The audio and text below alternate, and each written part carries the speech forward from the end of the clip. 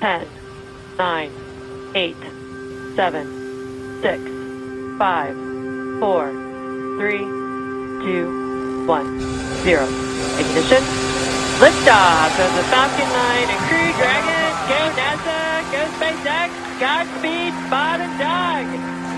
Мэй, объясните мне, что это такое, когда к тебе приходит сын и говорит: ты знаешь, мам, я хочу запустить свою ракету или я хочу колонизировать Марс. Это так странно звучит. Что вы думаете в этот момент? When he sold PayPal, he said to me, should I do rockets or should I do electric cars or should I do solar energy? I said, just choose one. And he didn't listen.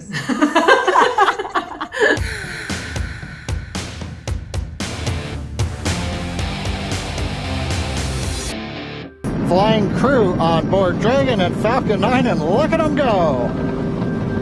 Falcon power telemetry nominal. Right now, everything continuing to look good.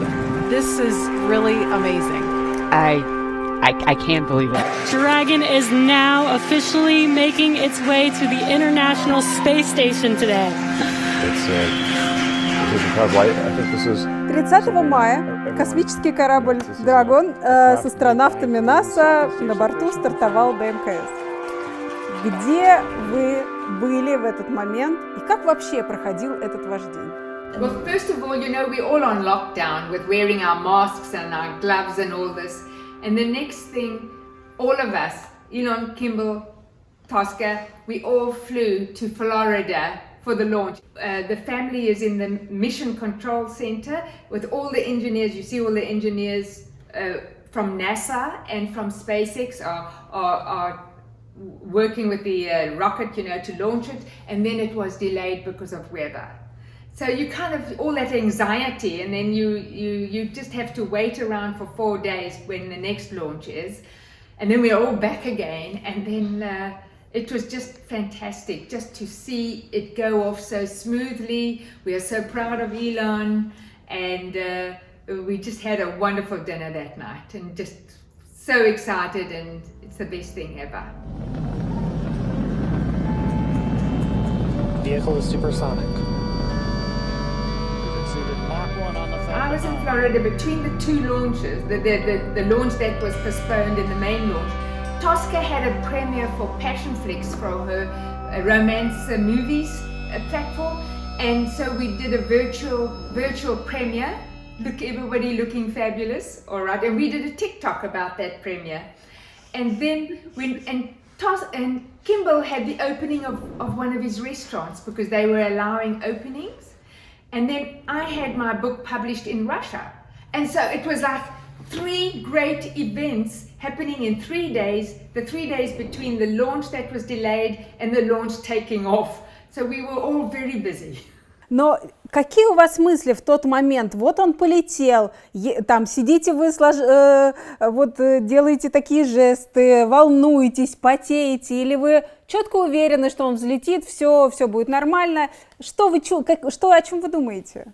Well, when I'm there, I'm very anxious. I just wanted to succeed. But this is before every launch. But this was with astronauts. Even more so, I wanted them to be safe. And you're very anxious, and then you just see it going off, and still you're anxious, even as it takes off, as it goes up. And then it went fine, and everybody was cheering. But then, of course, it was the next day when the astronauts had to get into the International Space Station. I sat there for 3 hours watching it, and then when I saw Elon, he says, "You can't believe it. Some people sat for 3 hours watching the astronauts get into the space station." I said, "I did too." He said, "You did too." And on my Instagram and that, people are saying they were crying with joy with the launch. Где находится Илон в этот момент? Он сидит с Кимбалом, с Тоской, с вами, или он где-то в отдельном помещении? Yeah, we were in the fire control room. And then in front of us, but on a higher level, but you could see them, were all the engineers and Elon. And then actually Kimball went and joined him and had a big hug with him, and there's a photo of them hugging at the end. And then Elon came down into the mission control. Just took down some stairs, that's where it was. When he comes down, he's in a, just walk down the stairs. He's in a very good mood. We all give him hugs and congratulations, as well as people from NASA and SpaceX. And then we did a group photo, and I posted that group photo. Кстати, Мэй, вы знаете, чей был динозаврик? Oh yeah, I don't have that information. I saw that. It was so cute. То есть это не придумка Илона и его команды, это астронавты. I don't know. But Elon does come up with funny stuff. But I don't know about that.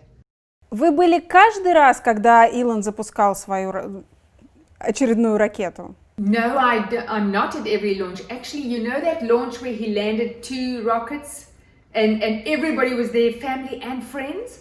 I was at New York Fashion Week. I had a runway show that night, so I couldn't go. But I had it on my iPad, and my daughter FaceTimed me, and everybody was saying hi to me and congratulations. Я не знаю, как реагировать на сына, который придет и скажет: ты знаешь, мам, я хочу на Луну полететь. Это так странно звучит, но вот первый раз, когда он пришел и озвучил нечто подобное. You are right. But he could have been this genius that lives in your basement, But he really felt that he wanted to do that. So I said, fine. And then, of course, I went to the 3 launches that exploded. I mean, I was at the control center for that. And that to me was devastating. And each time I just wanted to curl up like a little baby, in the corner on a couch, because I was so sad. But then he would just step out and he'd say, yeah, we need to fix that. We'll do it better next time. Let's go for dinner. And I'm saying, what? Because if, when the first 3 rockets exploded with each one, they would figure out the problem and make it better for the next one. And then on the 4th launch, luckily that helped. And I think there's been 50 launches since then. So there you go. Был ли хоть один раз в вашей жизни, когда вы засомневались в своих детях? My children have always done what's good for other people. So even if they weren't successful, if they're doing good things, that's all that's important, because it gives me joy and it gives them joy. In the same way, my parents always were good to other people, and their business was, my dad was a chiropractor, so he helped other people. And then me as a dietitian, I helped people to become healthier. And they each had a mission to help. Well, Elon wants to save the world with electric cars, and fortunately a lot of car companies are going to go electric now. And then Kimball was doing farm-to-table restaurants where the local farmers would be supported. He also has Big Green, which is the non-profit, which builds vegetable and fruit gardens in underserved schools. So these schools, the children don't get fruits and vegetables. Tosca used to produce all sorts of movies, but then the women were tortured or abused or violated. And she said, I've done enough of that. I'm doing romance movies from best-selling romance novels, and they're going to have happy endings. The women get the same pay as the men, female directors, and the women are strong, confident, intelligent, successful, not down and out. And I'm very proud of her for that. Это правда, что вы тот человек, кто первый помог Кимбалу и Илону в их бизнесе, и вы дали $10 000 на развитие их первого бизнеса? Oh yes. I was flying in every 6 weeks for a week, sitting in that tiny office, and they bathed at the YMCA nearby, and helping them with their business plan, helping them with their interns. They would have interns come and volunteer, and getting even a few media interviews. And I was there the day they got their funding. The night before, Kimball and I were at the printers, printing out, because you have to make photocopies for the presentation to the venture capitalists. And it's $1 a page because they were color pages. And of course, they had to use my Canadian credit card because I couldn't get an American credit card. And so they used that to pay for this, Kimball and I, to pay for the printing. And the next morning they went to the venture capitalists and they got funding for their first company, Zip2. We were first of all sleep deprived. We couldn't believe it. We just couldn't. We were like, oh, what's going on? And that night we were looking terrible because we were exhausted and badly dressed. And we went I said, let's go to the best restaurant in town, and we did. And they treated us so nicely when we looked terrible. And we looked like poor people. I put my credit card down and I said, this is the last time you see my credit card, and it was. А это была весомая для вас сумма в тот момент? It was a lot of money for me at that time. Well, it was dinner out. We couldn't afford to eat out.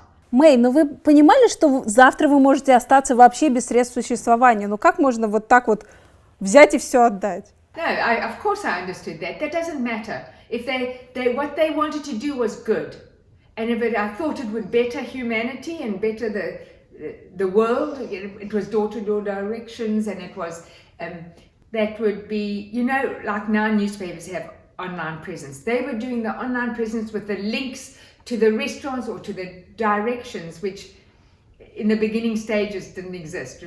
You just don't know what it was like. And I just thought they had a really good idea. Мэй, как сегодня обстоят дела? Помогают ли вам сегодня дети деньгами? Принимаете ли вы эту помощь? Или вы живете только на свои заработанные? Well, we're pretty much independent, but my children, all three children, are generous to me. And I'm sure if I need anything or when I want something, they will look after me, because they have done that. I mean, I'm doing very well myself, but they are very generous to me. Каким образом вы умудрились выйти замуж за нелюбимого человека?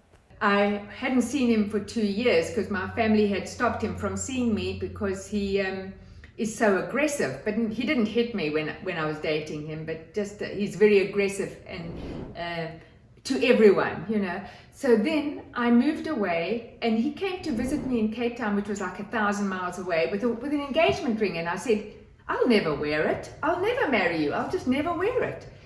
But he insisted he leaves it with me.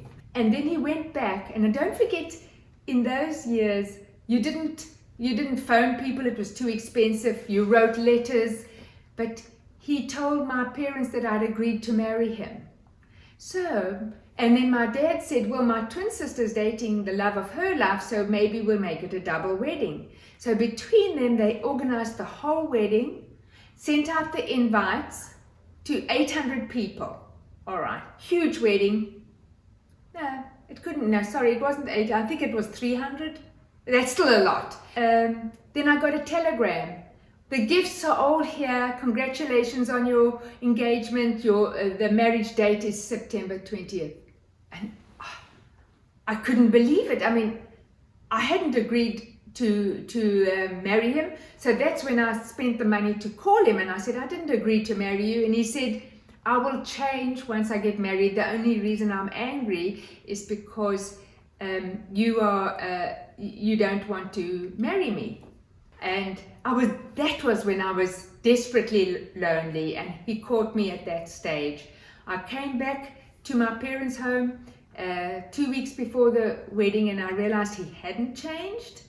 But in those days, you didn't say, I don't want to get married, when the gifts are all there and people are coming. And the wedding cake is made, and my sister was making my wedding dress. And so I went through with it, thinking it can't be that bad. But then I had 3 fantastic kids. What can I say? I have 3 fantastic kids. So I had to put up with that.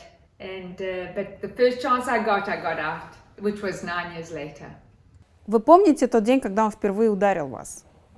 Yes. I remember the first time he hit me was on honeymoon, the first day. The next day, he just let me know that he just hit me, and he said, you will carry the bags. We were on honeymoon, carry the bags, you'll unpack them, you'll make me food.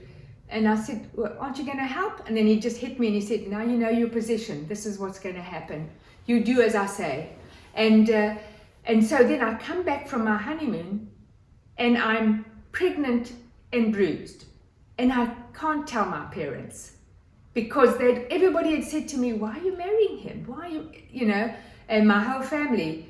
And I just, you know, and abused women will say they don't tell anyone. And maybe we should tell people. When my book came out, my twin sister and my two brothers said they had no idea about the abuse because I'd never said anything about it. And when it was the story of my life and the lessons I had learned, and then I read it with my editor, I said, please take out the abuse section.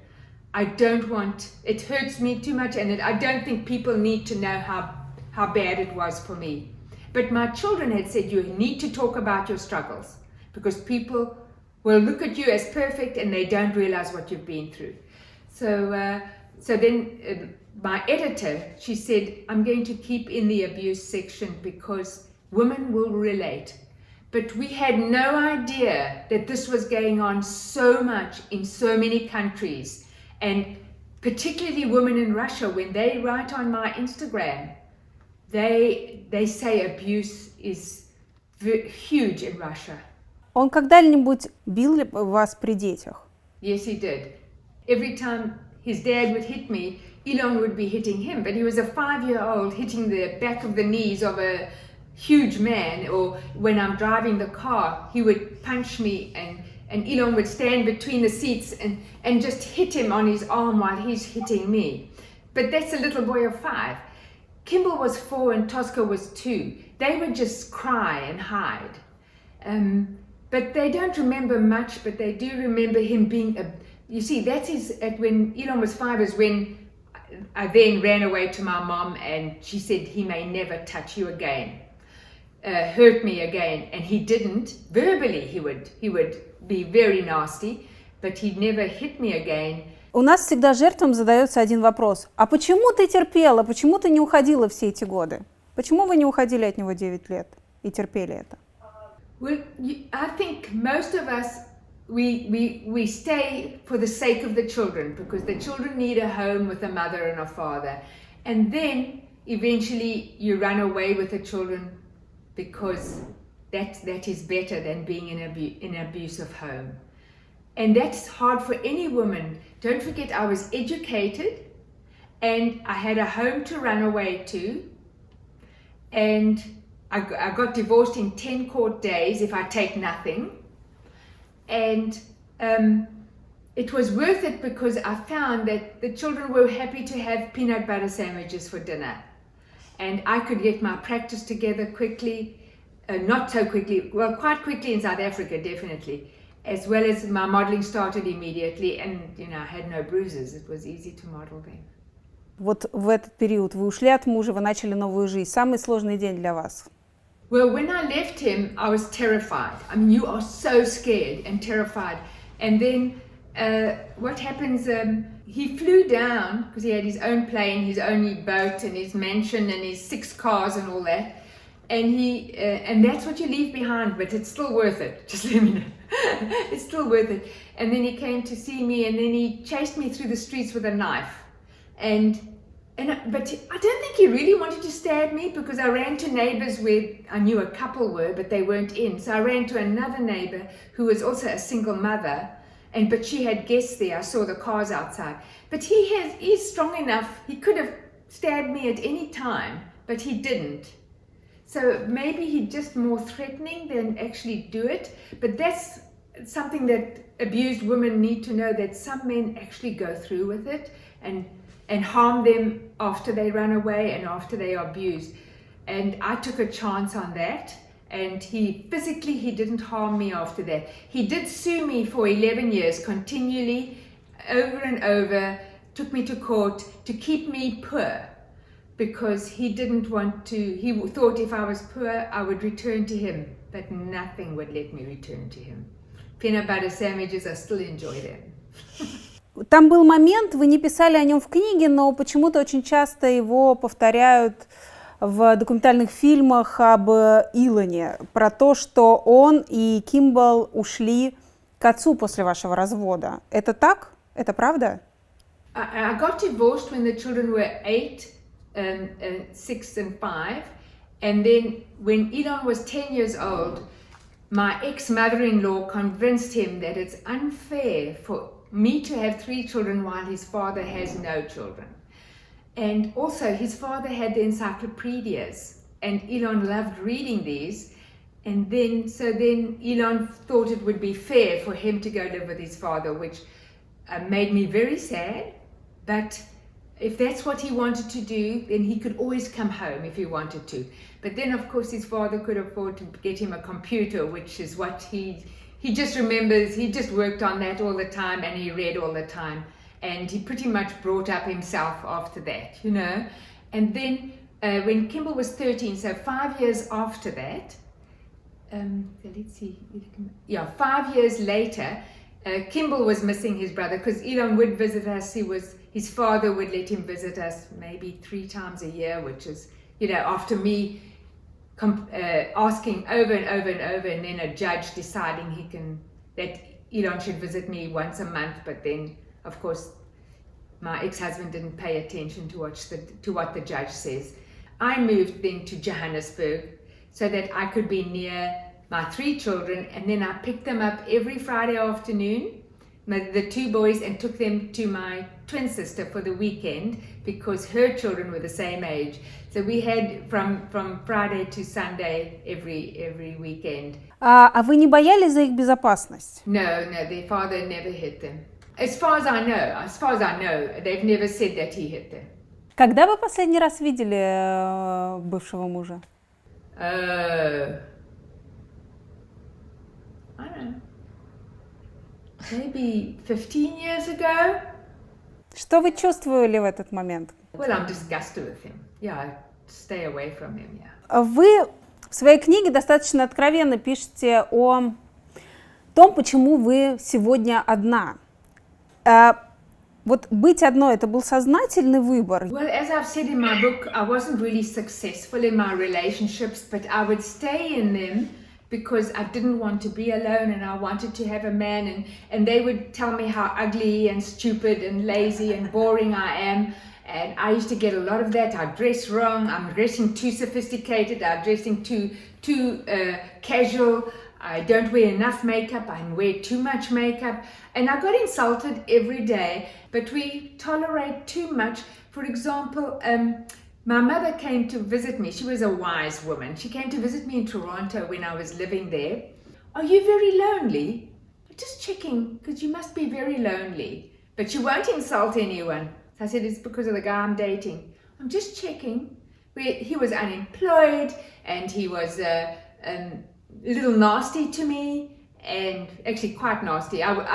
You know, there was a Valentine's dinner, 7 couples were going, and we all paid for it up in front. So I paid for him to be with me, because we'd been dating for a few months. So then on the day of Valentine's Day, I said, I called him and I said, you're meant to pick me up and you're late. He says, I've changed my mind, I'm not going. And after that, I said, I don't want to see you anymore. Oh, what's wrong with you? I didn't want to go. I went and had dinner with my ex-girlfriend, and he'd taken advantage of me, I mean, a lot of times, and I'd let it go because I know he's a little insecure because he's not good looking and he's, you know, can't get work. But that's what I was doing. Can you imagine that? And so we date many losers who treat us badly, and it's better to be alone. It's better to be alone than sad in a relationship. So it's not that you shouldn't try to be happy. My twin sister's happy. Was happy. My 2 brothers are happy in their marriage. My nephews are happy in their marriage. I didn't do well in it. But now I'm so happy to be able to have a life of my own and feel good about myself every day. My best friend, he's so happy I'm home. Когда последний раз вы чувствовали себя одинокой? You know, I keep myself so busy that I don't feel lonely at all. And then, of course, I have a dog. Look at him. Can you see him? I've got family and friends. I'm trying to think when I last felt lonely. I think I stopped dating about mid-50s. just because I wasn't willing to put up with a man who insulted me anymore or who criticized me. Or so many men have tried to change me. I had to lose weight, I had to gain weight, I had to change my hair, I had to change my makeup, I had to change my clothes. And then when I look back, I say, why didn't you lose weight? Why didn't you change your clothes? Why didn't you be friendlier? Why were you insulting me the whole time and criticizing me? And even if I felt that you should make a change, I wasn't nasty to you. I wasn't cruel to you. So if you find a man is wanting you to change, then maybe you have to move on. I mean, it's hard, but you have to move on. Now, in the end, like in my late 40s, I decided I'm not going to change for a man. Especially Saturday nights, I'd be alone and I'd say, oh, if only I had someone to go out with. And then I remember what bad dates I had on Saturday nights in the past. And then it made me feel better. Вы также пишете в книге, что ваша дочь Тоска в 37 лет пришла к вам и сказала, что она хочет сделать ЭКО, и вроде как нет мужчины, и вы сказали, да без мужчины это сделать даже лучше. Это немыслимо услышать в России, потому что рожать для себя решаются просто единицы. А почему вам кажется, что как бы женщина может на это пойти без мужчины, строить свою жизнь? Вот расскажите эту философию, потому что нам она очень еще непонятна, но мне самой она жутко нравится. Well, that's absolute nonsense. It has to stop. When I think of my marriage, my husband never changed a nappy, a diaper. He never got up in the night. He never looked after the children. And he never cooked a meal for us. So not only did I have 3 children, I had to cook the meal for him and clean up. All right. And work. And so that's what my daughter missed out on.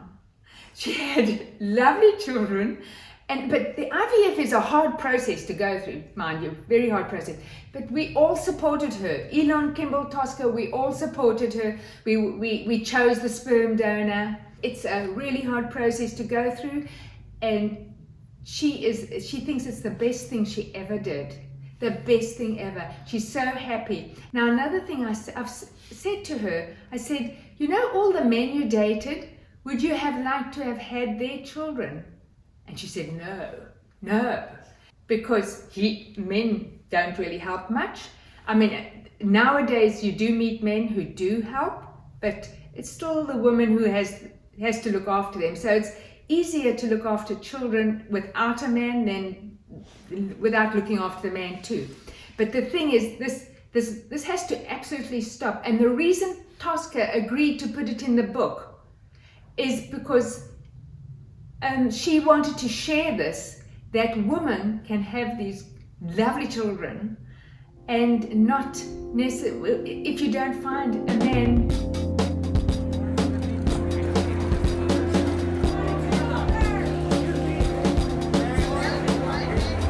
Ваша карьера модели, она длилась 50 лет. Вот в какой момент она была наиболее успешна? В какой момент вы нравились себе более всего?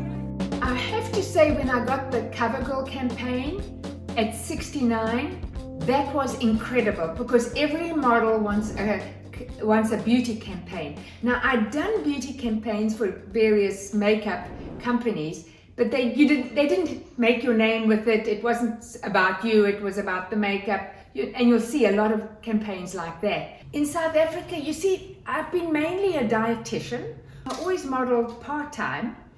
And then I always did things like catalogs and airlines and hotels, you know, just being the lady in the photo. But now I'm recognized by my name because of social media. And that's why I get big campaigns, because now they're so happy that they can put their designer clothes on me. This is completely new. But this time they use my name, and so it's funny, even when I walk my dog, they say, are you the CoverGirl? You look just like her. I did my first beauty campaign as a teenager, 16 or 17, and I didn't expect it to be a highlight at 69. Вспомните ситуацию, когда вы впервые увидели свою фотографию на Times Square. Что это за чувство? When I saw that first billboard, I just looked up at it and I thought, whoa, this is crazy. It's because it's so large, you know.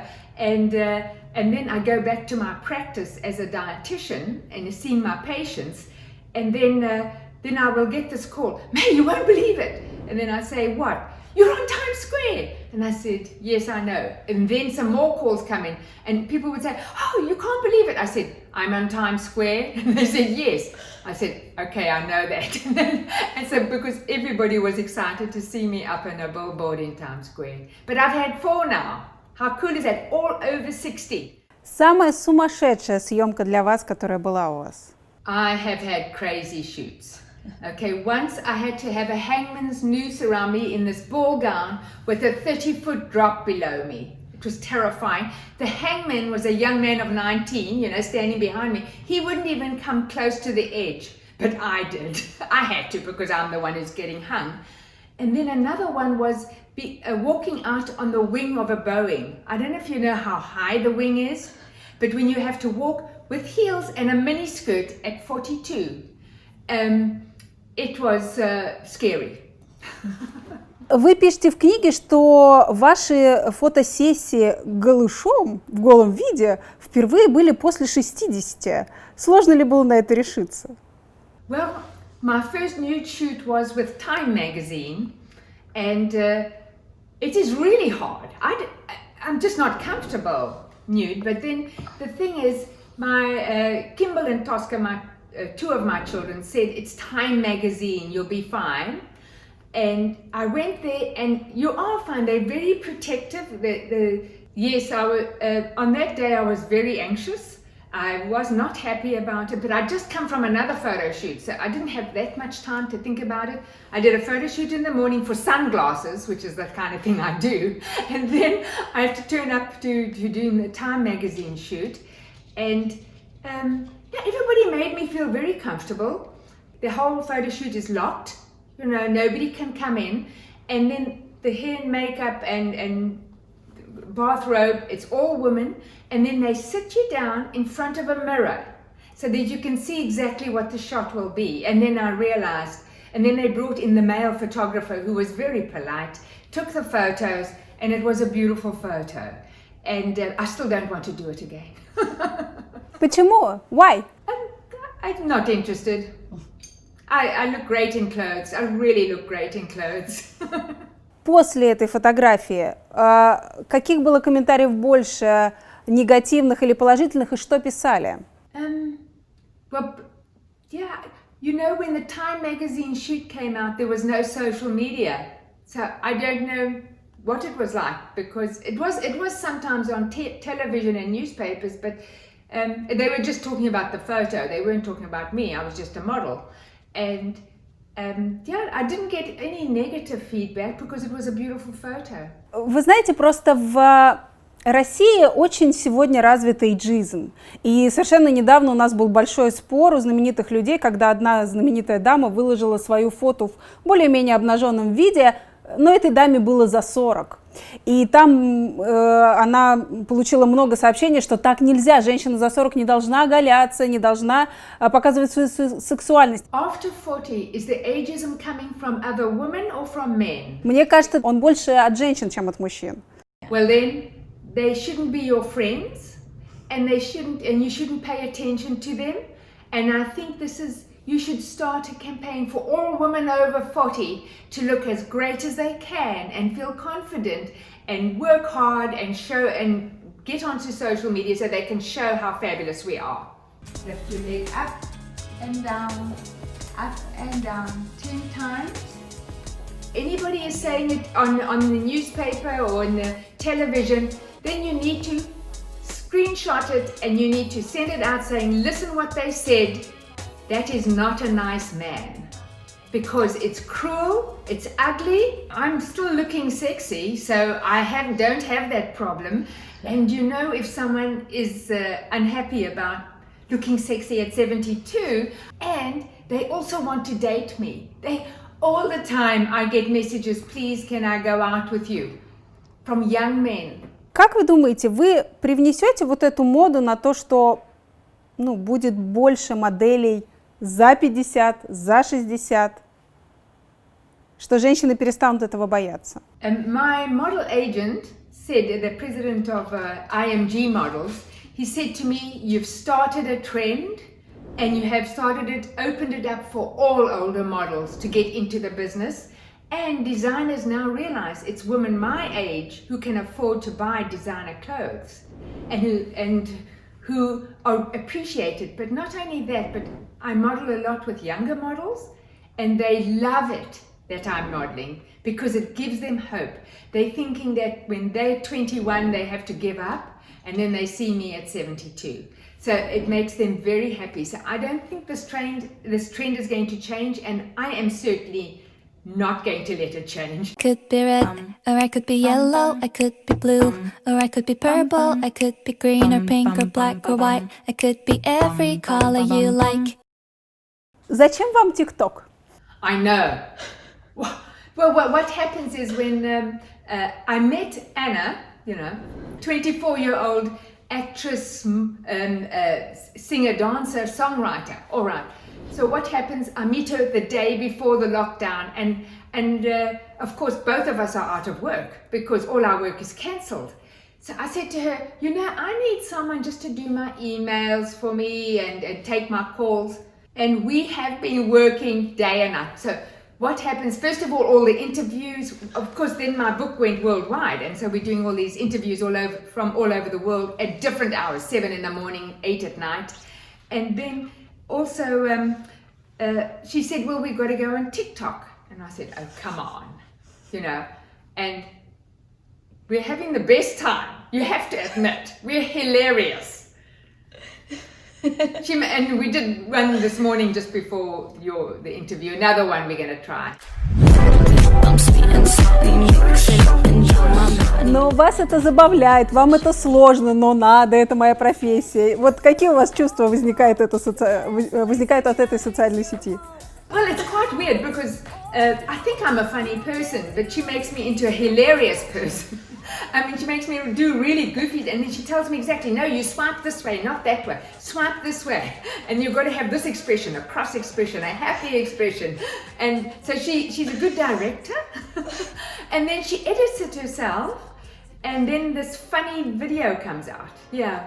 And people love it on TikTok. Wipe it down.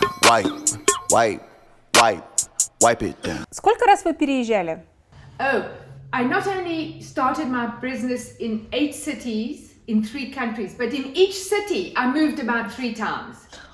So it's not like I remember I moved to Johannesburg, I rented this 2-bedroom apartment.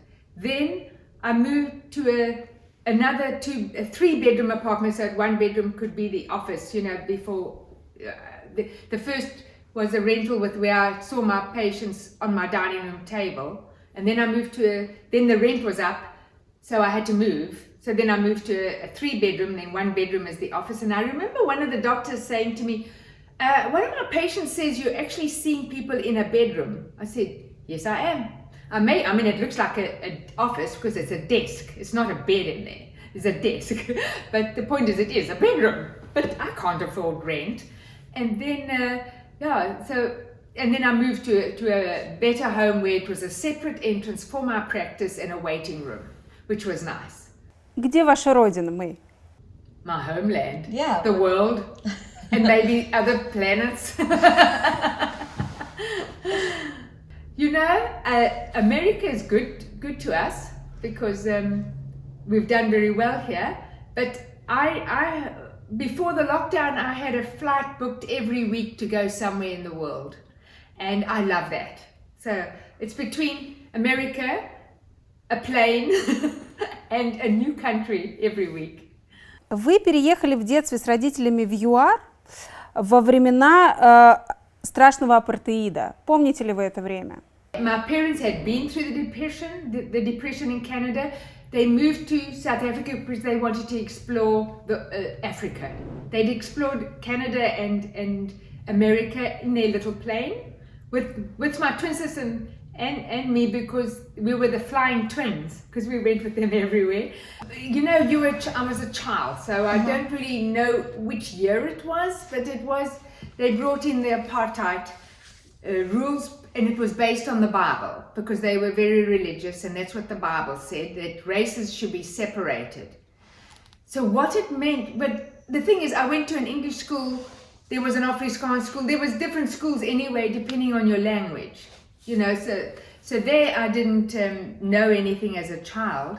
But then I found when I went to university, we couldn't, if we went to a party and there were different races, you were very nervous because you could be raided and you could all be put in jail because you weren't allowed to party with people of different races. So if an Indian had a party with a Chinese person, I don't know if you would actually go to jail, but if you weren't allowed to marry. An Indian couldn't marry a Chinese person, you know, because they're classified differently, because the Bible says so.